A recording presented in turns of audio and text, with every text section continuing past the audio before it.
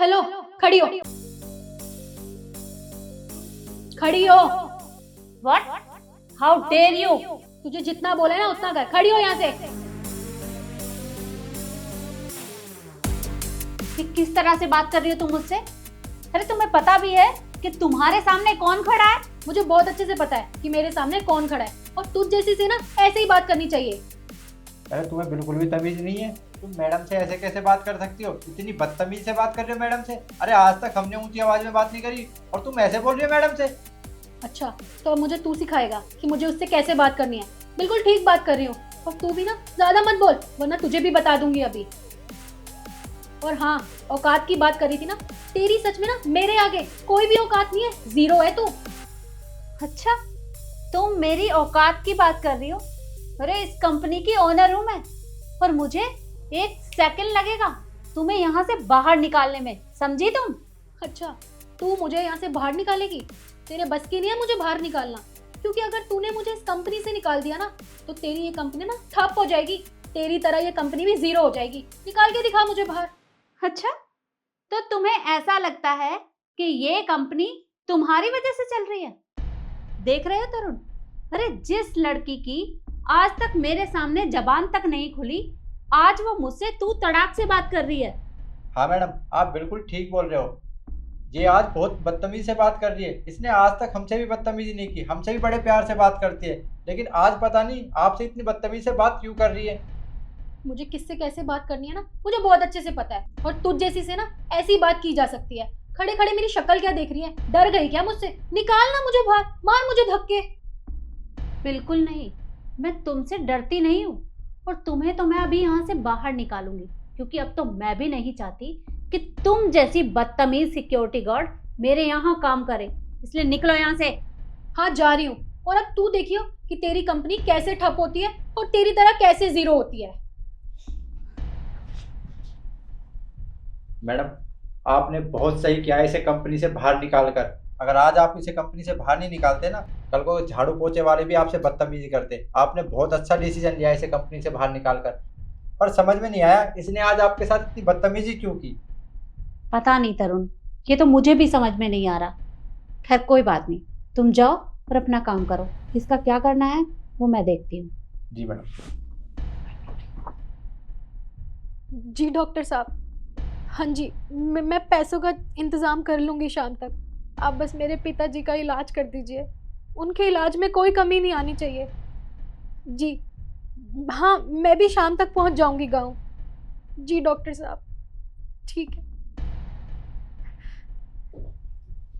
Madam, जिसे आपने अभी कंपनी से बाहर निकाला है ना, इशू को, सिक्योरिटी गार्ड, वो पता नहीं अपने गांव बात कर रही है फोन पर। उसके पिताजी की तबीयत खराब है, पता नहीं कुछ गड़बड़ लग रही है मुझे तो। अच्छा, तभी मैं कहूँ कि उसने मुझसे इस तरह से बात क्यों की।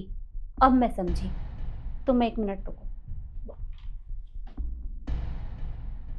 विकास, बाहर इशू होगी, उसे अंदर भेजो।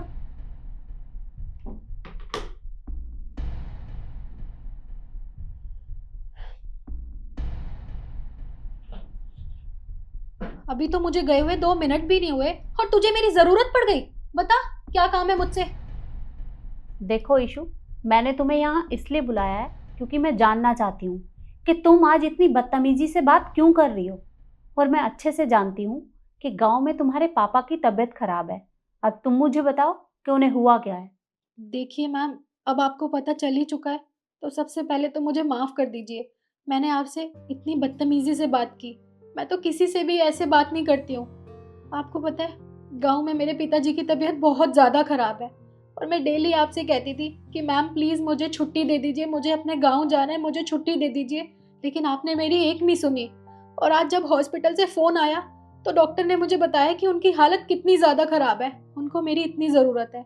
तो मेरे ऐसे कमाने का क्या फ़ायदा जो मैं अपने पिताजी के पास पहुंच ही ना पाऊँ। और आपको पता है, मुझे कुछ समझ नहीं आया, और मैंने सोच लिया था कि मैं ऐसा करूंगी आपके साथ, फिर तो आप मुझे काम से ही निकाल देंगी ना, और मैं आराम से अपने पिताजी के पास जाऊंगी और उनका ख्याल रखूंगी, और उनको ठीक करना है मुझे जल्दी से जल्दी। तो बस मैंने ये सब कर दिया। देखो इशू, इस सब के लिए मैं तुमसे माफ़ी मांगती हूँ, पर तुमने मुझे ये नहीं बताया था कि तुम्हारे पापा की तबीयत खराब है इसलिए तुम्हें छुट्टी चाहिए। अगर तुम मुझे बताती तो मैं तुम्हें छुट्टी दे देती। और रही दूसरी बात, तुमने कभी सोचा अगर तुम यहाँ से इस तरह से जॉब छोड़कर चली जाओगी तो तुम्हारे पापा का इलाज कैसे होगा? तुम्हें पैसों की जरूरत पड़ेगी तो तुम कहाँ से लाओगी? ये सोचा तुमने? मैं समझी कि तुमने मुझसे इस तरह से बात क्यों की। तुम्हें लगा कि तुम इस तरह से बात करोगी और मैं तुम्हें यहाँ से निकाल दूंगी और तुम आराम से अपने पापा के पास चली जाओगी।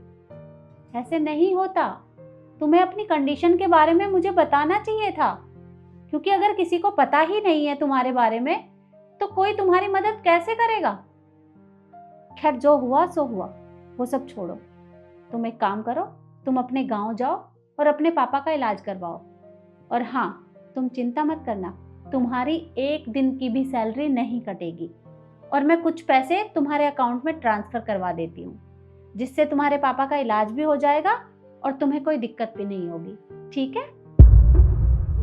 मैडम, आपका बहुत बहुत शुक्रिया। अब मैं जल्दी से अपने गांव जा रही हूँ और अपने पिताजी का ख्याल रखूंगी।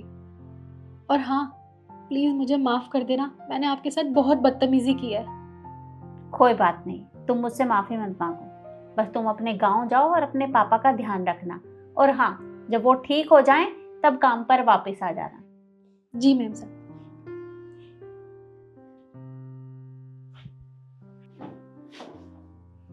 देखा तरुण, क्योंकि जब अपनों पर आती है ना तो इंसान कुछ भी कर बैठता है।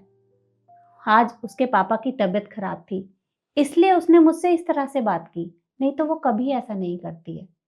हाँ मैडम, आपने बिल्कुल सही कहा, क्योंकि बच्चे ना माँ बाप की खुशी के लिए कुछ भी कर सकते हैं। आज उसके पापा बीमार हैं, तकलीफ में हैं, तो उससे ये देखा नहीं गया, इसलिए उसने आपके साथ बदतमीजी की। नहीं तो वो ऐसा कभी नहीं करती। वो हमारे यहाँ पे कई सालों से काम कर रही है, कभी उसने ऊंची आवाज़ में बात भी नहीं की, लेकिन आज उसने अपने पापा के लिए आपसे बदतमीजी की। हाँ तरुण, तो चलो कोई बात नहीं, अब वो गांव चली गई है तो उसके पापा ठीक भी हो जाएंगे। ठीक है, तुम एक काम करो, तुम जाओ और काम करो अपना। अगर कुछ भी काम होगा तो मैं तुम्हें बुलवा लूंगी। जी मैडम।